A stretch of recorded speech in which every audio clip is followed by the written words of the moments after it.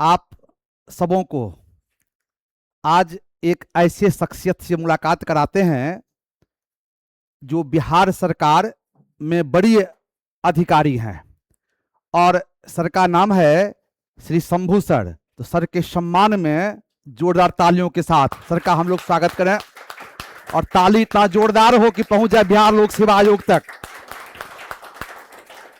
और अपने जमाने के, अपने समय के सर टॉपर रहे हैं, और सबसे बड़ा टॉपर के नाम पर तो होना चाहिए ना जोरदार। हाँ, और सबसे बड़ी बात, इतने बड़े अधिकारी बनने के बावजूद सर कभी अध्ययन अध्यापन से दूर नहीं हुए, और यह कहने में हमें गर्व की अनुभूति हो रही है कि सर खुद भी बिहार लोक सेवा आयोग के माध्यम से, बीपीएससी के माध्यम से अधिकारी बने हैं। सर अभी सेवा में हैं, और सर के सेवा में रहते हुए सर की बड़ी बेटी भी बीपीएससी कंप्लीट की है। कितनी बड़ी बात है, सोचिए आप। मतलब बाप बेटी दोनों अधिकारी। आएंगे कभी, आपको बताएंगे बहुत सारी बात। और इसके पीछे सबसे बड़ा कारण कि आज जो सरकारी तामझाम है, उस तामझाम से दूर होकर के सर आज भी बड़ी ईमानदारी के साथ, कर्तव्य निष्ठा के साथ अपने कार्यों का निष्पादन करते रहते हैं। दूसरी बात हम बताए कि अध्ययन अध्यापन से कभी सर दूर नहीं हुए। संकल्प सिविल सर्विसेज में, आपके कोचिंग संस्थान में सर वर्षों से हिंदी विषय पढ़ाते रहे हैं, करंट अफेयर्स पढ़ाते रहे हैं, और साथ में हमेशा आप लोगों को मोटिवेट करते रहे हैं। इस क्लासरूम में अभी कई बच्चे बैठे हुए हैं कि इंटरव्यू जो दिए हैं इस बार 17वीं का, सर उसमें भी आए थे और अपना बहुमूल्य समय इंटरव्यू में दिए थे, क्लास लिए थे। यानी कि हमेशा संकल्प के बच्चों को अपना मार्गदर्शन देते रहते हैं। तो हम तो आपके साथ हमेशा रहते ही हैं। आज सर से आग्रह करते हैं कि 2 शब्द सर आपको कहें कि अभी जो समय है 72 के लिए, उम्मीद करते हैं कि सितंबर के लास्ट या अक्टूबर में परीक्षा होगी, तो आप क्या करें क्या ना करें, आपकी रणनीति क्या होनी चाहिए कि इस समय का सार्थक उपयोग हो सके। तो सर का अभिनंदन करते हैं, स्वागत करते हैं, और संकल्प परिवार की ओर से आग्रह करते हैं कि आप सबों को अपना बहुमूल्य योगदान दें और मार्गदर्शन करें। Thank you sir.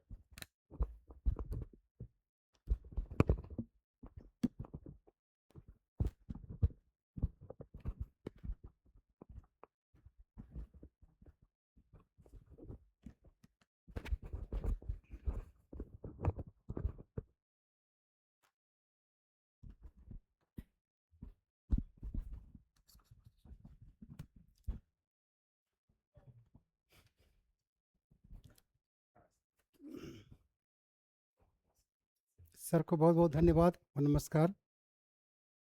सर ने मेरी ज़्यादा ही तारीफ कर दी। हाँ हाँ, यह बात सही है कि मैं भी कभी आप ही लोगों की तरह बीपीएससी की और यूपीएससी की तैयारी करता था। तैयारी करने के क्रम में बहुत तरह का संशय रहता है, पास करेंगे फेल करेंगे क्या होगा। ये स्वाभाविक प्रक्रिया है। आप एक मनुष्य हैं, तो मनुष्य होने के नाते तो आप में फीलिंग्स होगी ही ना। डर होना, पढ़ते समय भूल जाना, मन में संशय आना, यह भाव आना कि पास करेंगे कि नहीं करेंगे, अगर यह सब नहीं आए तो फिर आप मनुष्य कैसे हैं। आप एक मनुष्य हैं तो ये सारा भाव तो आएगा ही ना। किस में ये सारा भाव नहीं आएगा? जो मानसिक रूप से विक्षिप्त होगा। मैड पर्सन जो होता है, जिसको आम बोलचाल की भाषा में लोग पागल कहते हैं, कुछ भी कहिए तो हंसता रहेगा, उसमें कोई फीलिंग होगी क्या?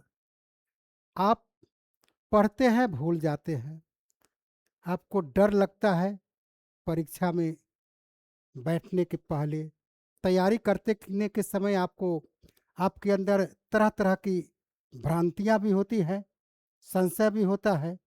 इसका मतलब आप सही सलामत व्यक्ति हैं, आप एकदम सही व्यक्ति हैं, आप में कोई बीमारी नहीं है, आप अच्छे इंसान हैं, तभी ना ये फीलिंग आपके अंदर आएगी। तो इसीलिए स्वाभाविक है, कम डर लग सकता है, ज़्यादा डर लग सकता है, ये सारी बातें आती है। सर ने बताया मेरे बारे में, मैं तो सर के प्रति बहुत आभार व्यक्त करता हूँ। सर में एक बहुत बड़ी खासियत है, इनके समक्ष कहना उचित नहीं है। आप कितने भी फ्रस्ट्रेशन में रहेंगे, 2 मिनट अगर सर से बात कर लेंगे तो आपका सारा फ्रस्ट्रेशन दूर हो जाएगा। आप लोग को ऐसा फील हुआ है कि नहीं? है ना? तो देखिए, ये बहुत बड़ी बात है। सफलता असफलता ये तो नियम है। हो सकता है आप तैयारी करें, 5 साल तक तैयारी करें, 10 साल तक तैयारी करें, उम्र बीत जाए, गारंटी तो नहीं है, नहीं ना है गारंटी कि आप पास ही कर जाएंगे। लेकिन मैं एक एग्जाम्पल आपको दूंगा। सबसे अधिक मेहनती जानवर कौन होता है, बताइए तो? गधा। किसी की तुलना अगर गधे से की जाए तो बुराई है क्या? ठीक है। नहीं,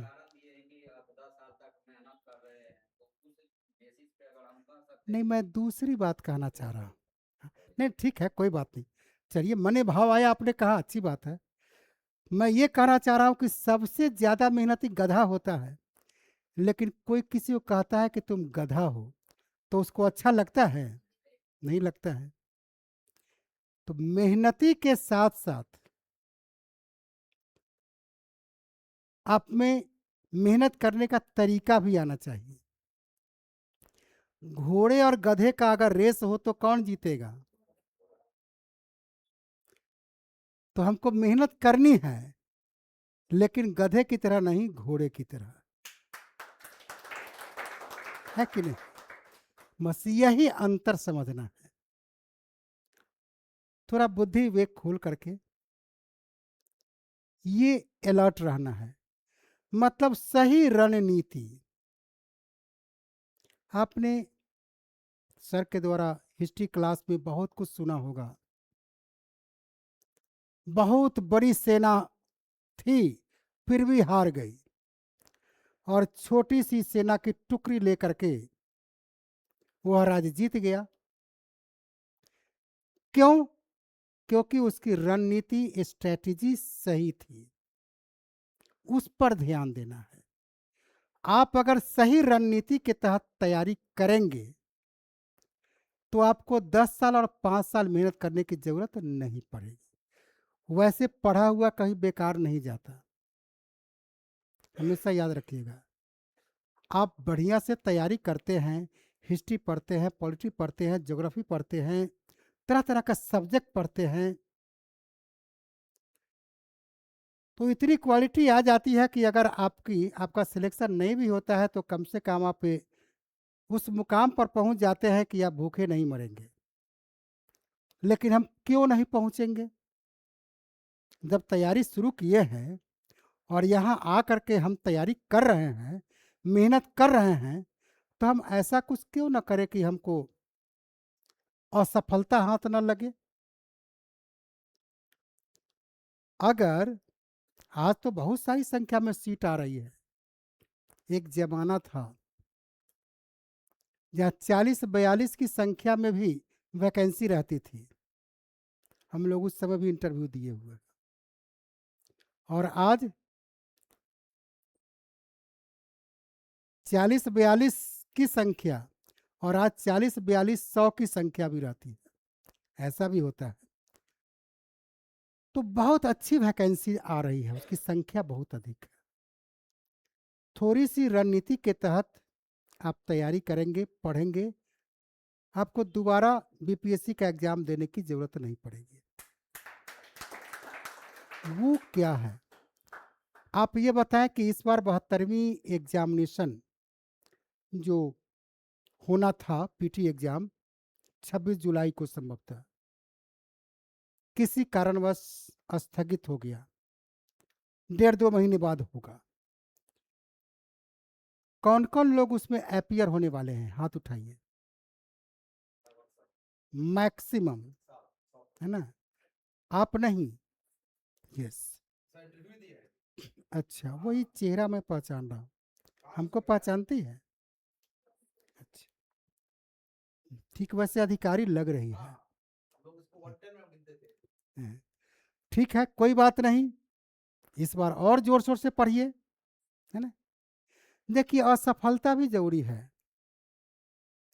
शुरू शुरू में जब हम लोग एग्जाम देते थे ना, तो एग्जाम हॉल में आंसर लिखते समय सोचते थे कि इस बार फेल कर जाए तो ठीक रहेगा।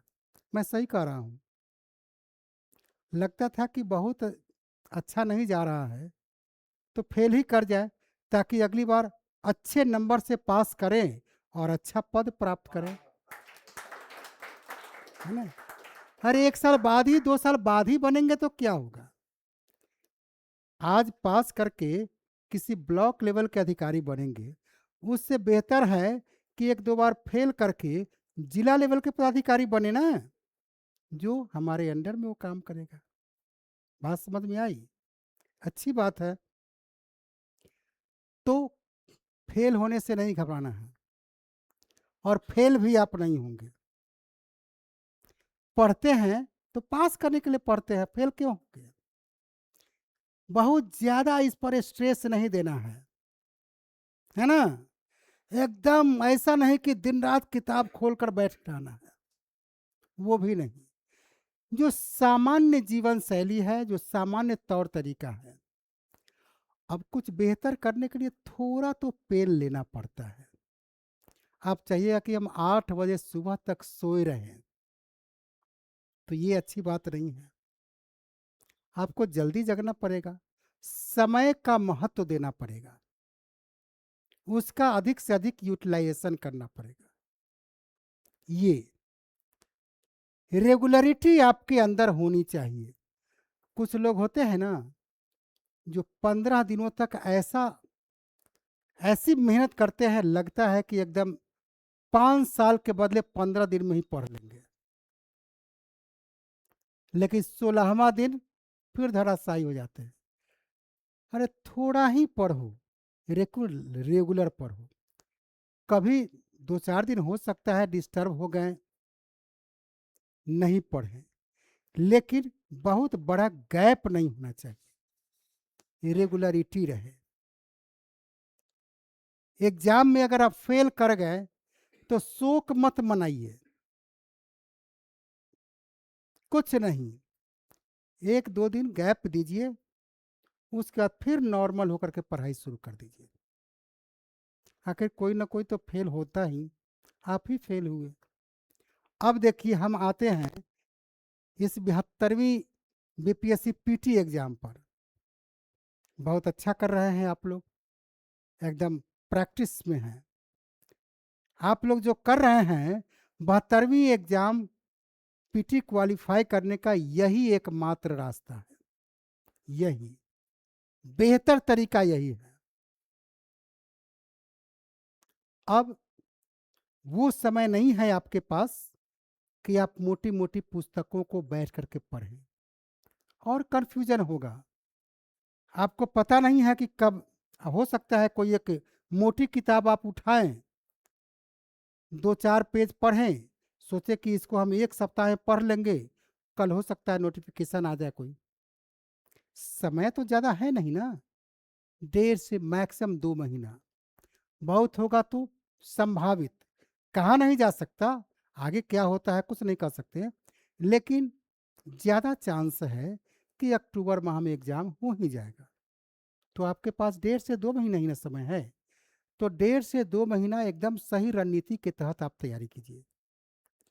बहुत अच्छा कर रहे हैं आप, प्रैक्टिस कर रहे हैं, डिफरेंट टाइप के क्वेश्चन से आप गुजर रहे हैं। तो एक तो ये रेगुलरिटी है, सप्ताह में कम से कम एक दिन तो आप टेस्ट दे ही रहे हैं, बहुत अच्छा है।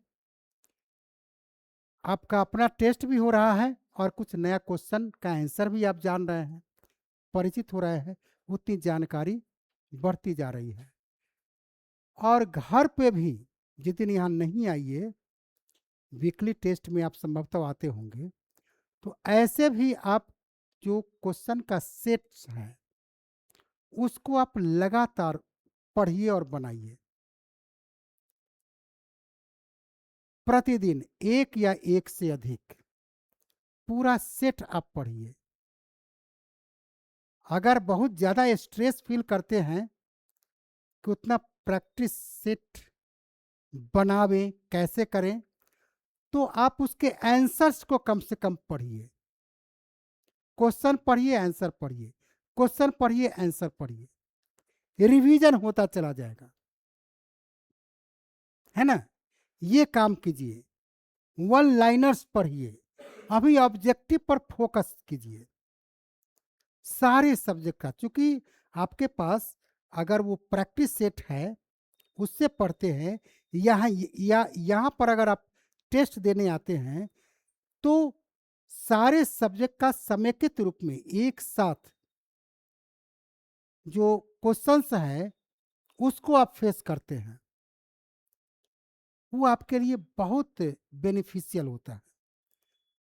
तो अधिक से अधिक आप प्रैक्टिस सेट्स को पढ़ें, उसको बनाएं, उसकी प्रैक्टिस करें, उसमें आलस्य तनिक भी ना करें, ये जरूरी है अभी के लिए। हजारों क्वेश्चन से आप गुजर जाएंगे, कम से कम एक, पॉसिबल हो तो एक से अधिक सेट्स ये करें। उसके बाद आप देखते हैं कि history, geography, polity, current affairs सारे सब्जेक्ट से क्वेश्चन पूछे जाते हैं। तो आप वैसे सब्जेक्ट को पहले अलग कीजिए जिससे ज्यादा संख्या में क्वेश्चन पूछे जाते हैं। हिस्ट्री से निश्चित रूप से अधिक क्वेश्चन पूछा जाता है ना। अगर पॉसिबल हो तो आप हिस्ट्री, इंडियन हिस्ट्री को एक बार फिर से पढ़ जाइए ताकि आपका कंसेप्ट का फिर से रिवीजन हो जाए, क्योंकि ज़्यादा क्वेश्चन पूछता है ना। प्रैक्टिस सेट बना ही रहे हैं, ऑब्जेक्टिव पढ़ ही रहे हैं, हिस्ट्री एक मेजर पोर्शन होता है, तो हिस्ट्री को पढ़ जाइए और उसमें भी मॉडर्न इंडियन हिस्ट्री को आप जरूर पढ़ें क्योंकि उससे ज़्यादा सवाल रहता है। देखते हैं प्रैक्टिस के अभाव में एकदम सिंपल सा सवाल, वो भी आपके माइंड में नहीं रह पाता है, वही भूल जाते हैं। आपको लगता है कि अरे ये तो एकदम इजी क्वेश्चन है, एग्जाम दे करके जैसे ही एग्जाम हॉल से बाहर निकलते हैं आपको अचानक से उसका आंसर याद आ जाता है। ऐसा क्यों होता है? वक्त पर क्यों नहीं याद आया? क्योंकि आपने उसकी प्रैक्टिस नहीं की, उसका रिवीजन नहीं किया। तो लास्ट आवर में यही करना है ना, निश्चित रूप से यही करना है। बहुत सिंपल सिंपल सवाल भी रहता है ना।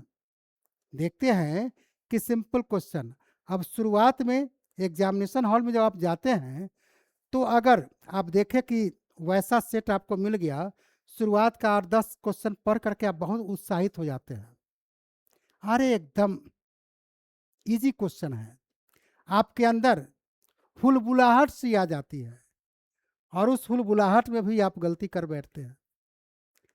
वैसा सेट मिल गया जो शुरुआत का 10-20 क्वेश्चन बहुत टफ रहा तो आप घबरा जाते हैं और घबराहट में आप गलती कर बैठते हैं। तो दोनों में से कोई गलती नहीं करनी है। इजी क्वेश्चन तो सबके लिए इजी है और टफ क्वेश्चन भी सबके लिए टफ है। आपको केवल वहां एकदम संतुलित बैलेंस्ड वे में वहां एग्जाम देना, क्योंकि 50% से ज्यादा स्टूडेंट अपना बैलेंस खो बैठते हैं। 2 घंटे का बड़ा महत्व है, संतुलित रूप में वो एग्जाम नहीं देते हैं और चूंकि पेन से रंगना होता है ना, एक बार गलती हुई, दोबारा आप उसको सुधार नहीं सकते। पहले था पेंसिल से रंगना होता था, तो आप उसको मिटा करके सुधार सकते थे, लेकिन अब तो ऐसा होता नहीं है। तो इसीलिए आपको वहां थोड़ा संयम से काम लेना है। मान लिया वहां पर आपको लगे एग्जाम हॉल में कि सारा क्वेश्चन टफ है, कोई बात नहीं, हो सकता है जितना आप जानते हैं उसी में आपका सिलेक्शन हो जाए। अपने आप को आप बैलेंस्ड रखें। तो इसके लिए जरूरी है कुछ पोर्शंस, जैसा कि पहले मैंने बताया, प्रैक्टिस सेट आप पढ़िए, बनाइए, जो करना है ऑब्जेक्टिव क्वेश्चन से आप लगातार गुजरते रहिए। दूसरी महत्वपूर्ण बात यह है कि हिस्ट्री जैसा सब्जेक्ट को आप उसकी बुक्स को ही पढ़ें, जो आपके पास मटेरियल है, जो प्रिस्क्राइब्ड बुक आपको जो बताया गया है उसको एक बार जरूर पढ़ लें।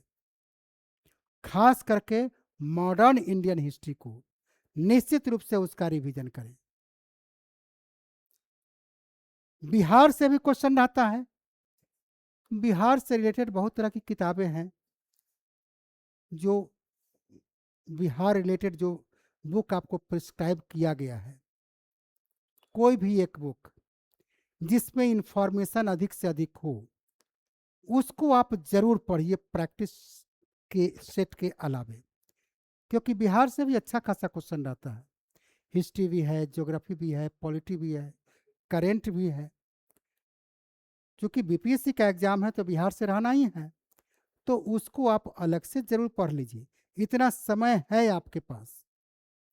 और करेंट अफेयर्स देखते हैं, उससे 20, 25, 30, 35 तक सवाल आ जाते हैं, है ना। 20 से तो कम क्वेश्चन नहीं रहता है करंट अफेयर्स में। तो करंट अफेयर्स आप कैसे पढ़ते हैं, कैसे पढ़ते हो बताओ, बोलो, बैठ कर ही बोलो, कैसे पढ़ते हो करंट? आप रात में जग कर पढ़ाई करते हैं, लगता तो है। जगिए, लेकिन सोना भी जरूरी है ना, तभी दिमाग काम करेगा। मैगजीन पढ़ते हैं, कौन सा मैगजीन पढ़ते हैं? कोई भी पब्लिकेशन। अरे कोई एक या दो मैगजीन आखिर फिक्स होगा ना, चलिए कोई बात नहीं है, ढेर सारी पुस्तकें हैं, तो आप जहाँ हैं वहाँ एक्सपर्ट से राय ले लीजिए, जो प्रिस्क्राइब किया जाए, क्योंकि आपसे बेहतर बताएंगे वो। और उसको आप पढ़िए, जो भी इंफॉर्मेशन है एक साथ, क्योंकि अब लास्ट आवर है ना, तो उसको पढ़िए। अब 1 साल या 6 महीना समय रहता तब उसकी रणनीति अलग होती। न्यूज़पेपर प्रायः पढ़ने की आदत नहीं रहती है बच्चों में, है ना, ऊपर ऊपर ही पढ़ जाते हैं। गला रेत कर हत्या की, उसने उसको बम मारा, फलाना ये हुआ, यही सब ना। तो देखिए, जो चटपटा न्यूज रहता है, ठीक है, उसको आप पलट कर देख लीजिए, लेकिन आप देखिए उसमें स्पोर्ट्स से रिलेटेड, अवार्ड से रिलेटेड, या इन दिनों बिहार सरकार के द्वारा, माननीय मुख्यमंत्री के द्वारा कुछ वैसे कार्य किए जा रहे हैं, यात्राएं की जा रही हैं। आज ही माननीय मुख्यमंत्री श्री सम्राट चौधरी जी एक कार्यक्रम में गए थे, पटना में ही ज्ञान भवन में, थोड़ी देर पहले उनका स्पीच समाप्त हुआ। ये अगले महीने मैगजीन में छप के आएगा। आप अगर कल का अखबार पढ़ेंगे तो इसके बारे में 2-4 लाइन आपके दिमाग में जरूर रहेगा। किस विषय पर वर्कशॉप था, किस विषय पर वो मीटिंग थी, कौन सा कार्यक्रम था जिसमें माननीय मुख्यमंत्री जी के द्वारा उद्घाटनोपरांत उसमें स्पीच दिया गया। यही सब क्वेश्चन रहता है। सहयोग शिविर आजकल खूब चल रहा है, सहयोग पोर्टल है, सहयोग शिविर सुना है आप लोगों ने? ये सब जीके का क्वेश्चन है। एकदम आसान सा सवाल कि सहयोग शिविर, इस पर पूछ सकता है सहयोग शिविर कब से आरंभ हुआ, पहला सहयोग शिविर कब लगा? याद है किसी को? क्या पढ़ते हो? क्या बहुत भारी सवाल है? सिंपल सा सवाल है कि सहयोग शिविर तो अभी चल रहा है ना, कब से आरंभ हुआ? नहीं। कब कब लगता है, किस किस दिन को लगता है, बता सकते हैं? मंगलवार में क्या, चारों मंगलवार को? ये सब क्वेश्चन बनता है ना, तो आप अखबार पढ़ते रहते हैं तो वैसे ही 10-20 सवाल आपके जहन में आ जाएगा। यही सब ने बाद में मैगजीन में छप के आता है। मैं ये नहीं कह रहा हूं कि आप एक एक लाइन पढ़िए, आप पढ़िए और नोट डाउन करते चलिए। शुरुआत के दिनों में एक सप्ताह तक आपको ज़्यादा लिखने की ज़रूरत पड़ेगी, उसके बाद अपने आप शॉर्ट होता चला जाएगा और प्रत्येक अखबार में प्रत्येक दिन आपको 4 से 5 सवाल जरूर मिल जाएगा। पढ़ करके लिखने क्रम में आपको याद रहेगा, बाद में उसका रिवीजन कर लीजिए। तो ये सब काम आप जरूर कीजिए। करंट अफेयर्स रोज पढ़ने की चीज़ है, लेकिन आप उलझ जाते हैं। आप क्या करते हैं, एक साल का एक ही बार खरीद कर लाते हैं, जैसा ही पन्ना पलटते हैं नींद आने लगती है ना जी?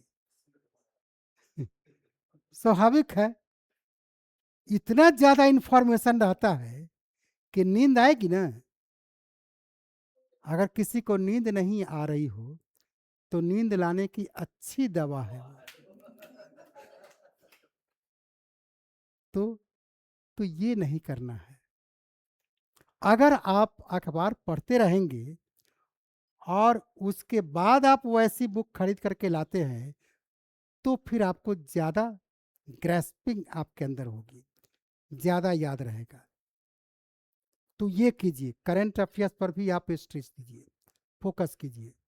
History, Bihar, current affairs, Bihar से ज्योग्राफी वगैरह या कुछ रहता है, कुछ इसका इकोनॉमी का या इंडियन इकोनॉमी का, करंट से जुड़ा रहता है बहुत सारा सवाल। तो करंट अफेयर्स से आपका इकोनॉमी वाला भी पोर्शन आपका कवर हो जाएगा। घबराना नहीं है, अरे 150 क्वेश्चन पूछता है, आपको उसमें कितना मैक्सिमम कितना सही करना है, 100 क्रॉस करना है। कितना भी रिजल्ट आए, आप 100 क्रॉस कर जाएंगे तो आप फेल नहीं करेंगे। जो तरीका मैं बता रहा हूँ इसके अनुसार आप चलेंगे तो निश्चित रूप से 100 प्लस में आपको मार्क्स आएगा। आप प्रैक्टिस सेट ही बनाइए ना, रोज पढ़िए, खूब अब क्वेश्चन लड़ जाएगा आपका। अरे 70-80 सवाल तो इसी से आ जाएगा। आप टेस्ट दे रहे हैं, प्रैक्टिस सेट पढ़ रहे हैं, 70 से 80 सवाल। और आप जब करंट अफेयर्स को पढ़ेंगे तो 20 सवाल जोड़ दीजिए, अप्रोचिंग 100 हो गया ना। और उसके अलावा मैं कह रहा हूँ हिस्ट्री को थोड़ा ठीक से पढ़ लो तो 20-25 सवाल ऐसे भी जोड़ दो तो 125 सवाल तो तुम्हारा ऐसा ही सॉल्व हो गया कि नहीं? और यहाँ 100 क्रॉस करना है केवल। इसीलिए आप सभी इस संकल्प सिविल सर्विसेज में ये संकल्प लें कि हमको कभी निराश नहीं होना है, और इस संकल्प के साथ कि हम नहीं कैसे करेंगे, हम नहीं तो कोई नहीं, एकदम ये निश्चित रूप से सफल होंगे। देखिए यही चीज आपको सफल बनाएगा। अरे प्रत्येक को एक ही सीट न चाहिए जी, कोई आसमान से टपक के तो नहीं आता है, आप ही लोग के बीच से जाता है। कोई नहीं जानता आप ही में से कोई टॉपर बन जाएगा। बन सकते हैं, क्यों नहीं बन सकते, और आप लोग जरूर टॉपर्स की श्रेणी में आएंगे। इसीलिए इस संकल्प के साथ आप लोग आधी से एकदम सिंसियरली पढ़ाई कीजिए। मैं नहीं कह रहा हूँ कि तुम 15 घंटा 20 घंटा पढ़ो, 16 घंटा पढ़ो, अरे 4-5 ही घंटा पढ़ो, लेकिन रेगुलर पढ़ो और एकदम मन प्रसन्न करके पढ़ो। कोई बहुत बड़ी बात नहीं है। अब तो इसमें, अब तो पहले तो 3 एक जमाना था, पीटी भी होता था, पीटी में भी ऑप्शनल रहता था शुरुआत के दिनों में, है ना। मेंस में 3-3 सब्जेक्ट, उसके बाद 2 सब्जेक्ट, हाल के दिनों में आकर के 1 सब्जेक्ट, अब वो भी गायब। तो पहले से आसान हुआ या टफ हुआ, आप ही तय कीजिए। कुछ तो कम हुआ ना, लेकिन पढ़ने का तरीका समय के अनुसार सिलेबस भी चेंज होता है, तो आपको थोड़ा अलर्ट रहना है। वही गधे की तरह नहीं, घोड़े की तरह मेहनत करनी है, सही रणनीति के तहत उस रास्ते पर दौड़ना है। निश्चित रूप से आप सफल होंगे। मेरी ओर से बहुत बहुत शुभकामना और बहुत बहुत आशीर्वाद। धन्यवाद।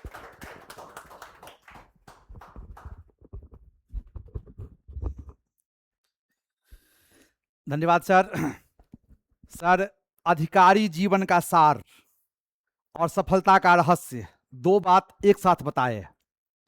निश्चित तौर पर गधा की भांति परिश्रम करना है और घोड़ा की भांति सोचना है, और दोनों गुण यदि आप में आ जाएगा तो राजा बनना आपका तय है, कोई रोक नहीं सकता है। बस संकल्प सच्ची होनी चाहिए। और संकल्प के हर बच्चे बहुत ही आशावादी होते हैं, और इसी आशा का प्रतिफल है कि डेट बढ़ने के बावजूद भी जिस उत्साह से, जोश से, लगन से आप लगे हुए हैं, तो निश्चित तौर पर एक संकल्पित अभ्यर्थी ही ऐसा कर सकता है। और हम भी आपको शुभकामना देते हैं कि 72वीं बीपीएससी है तो आपका, नहीं तो किसी का नहीं, सिर्फ आपके लिए है, और निश्चित तौर पर आपका होगा। और बहुत समय लिए हम लोग, आप भी दिए बहुत समय, और संकल्प परिवार की ओर से सबों को शुभकामना, ढेर सारा आशीर्वाद। और सफल व्यक्ति को देख करके, सफल चेहरा को देख करके सफलता का द्वार यूं ही खुल जाता है। और हम बताए भी, सर भी सफल और सर की बेटी भी सफल। तो कहने का ये मतलब, इसलिए कहना पड़ा हमें कि सर अपडेट हैं, आज से 20 साल पहले सर भी किए थे, आज साल 2 साल पहले सर की बेटी भी की है, सर कंटिन्यू हैं, लगातार हैं, और आज भी सफलता कैसे मिलती है ये पूरा गुण सर जानते हैं। और ये दोनों गुण यदि आप में आ जाए तो निश्चित तौर पर अगले सफल आप ही होंगे। थैंक यू, धन्यवाद बहुत बहुत। और जैसा कि बताए थे कि आज के टेस्ट में एक बहुमूल्य उपहार मिलेगा सबों को। उपहार तो बहुमूल्य है ही, और देने वाले और बहुमूल्य हैं, यानी बिल्कुल सोने में सुहागा जिसे कहते हैं हम लोग।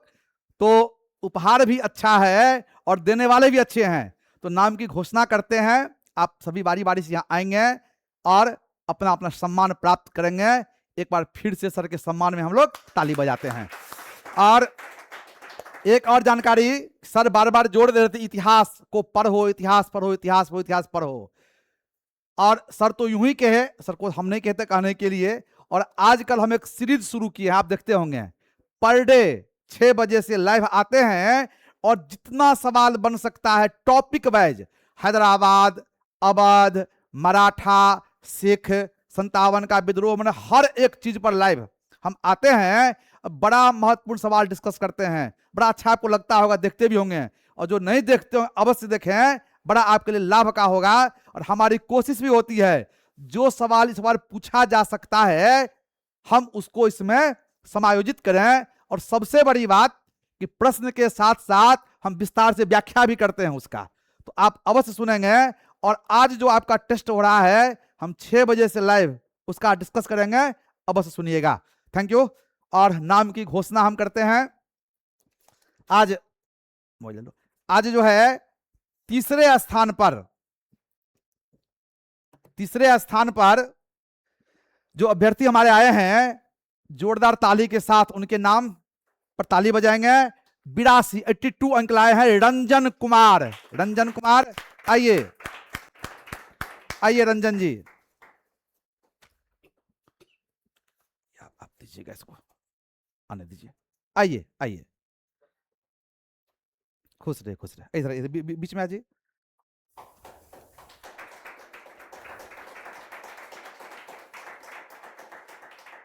Thank you.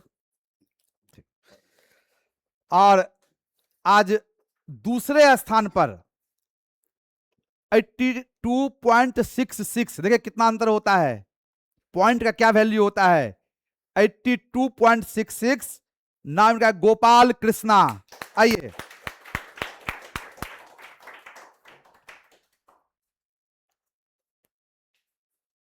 गोपाल जी।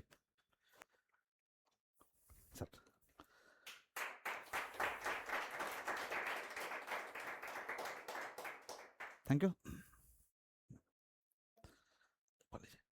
और आज पहले स्थान पर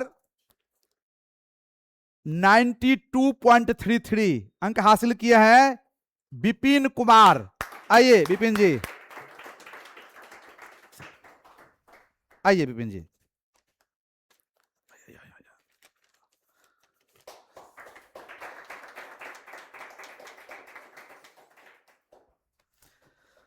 थैंक यू। और फिर सबको शुभकामना। अगले शनिवार फिर अपने समय से होगी, आप जुड़े रहें, खूब अच्छा करें। आप पर फक्र हमें है। और अंतिम 2 शब्द, जाते जाते 2 शब्द फिर सर कहेंगे आपको। कभी यहीं से ये बस मैं चलते हाँ, यहाँ से, हाँ। आप लोगों से कहना चाहूंगा, आप लोग ही भविष्य, युवा ही भविष्य है। तो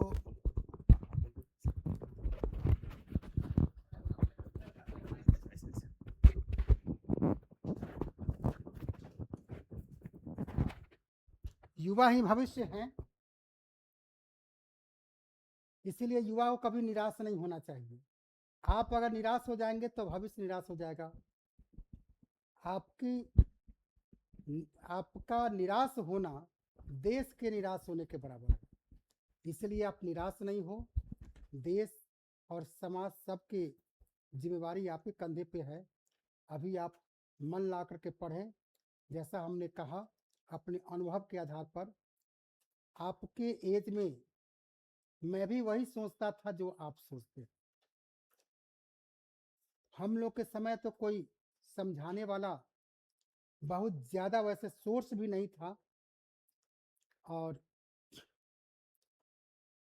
सर का मैं बहुत बड़ा शुक्रगुजार हूँ कि कभी कभी मुझे भी निराशा हाथ लगती थी, निराश होता था तो सर के पास आकर के मैं बैठता था। बहुत सारे ऐसे स्टूडेंट से मुलाकात हुई जो निराश होते थे, यहाँ आकर के बैठते थे, एनर्जी लेते थे। तो आप निराश न हो, आप आशावान रहें, उत्साहित रहें। देखते हैं ना, अगर कोई दरवाज़ा तोड़ना है, आप अनमने ढंग से दरवाज़ा को मारते रहेंगे, कमज़ोर दरवाज़ा भी नहीं टूटेगा। लेकिन पूरे उत्साह के साथ आप एक बार जोर से मारेंगे, दरवाज़ा तुरंत टूट जाएगा। इसीलिए अपने अंदर उत्साह बनाए रखें, खुश रहने का प्रयास करें। इसी में आपको सफलता मिलेगी और तभी आप अपने जॉब को और अपनी जीवन को एंजॉय कर पाएंगे। यही मेरी सलाह है। थैंक यू, धन्यवाद सर।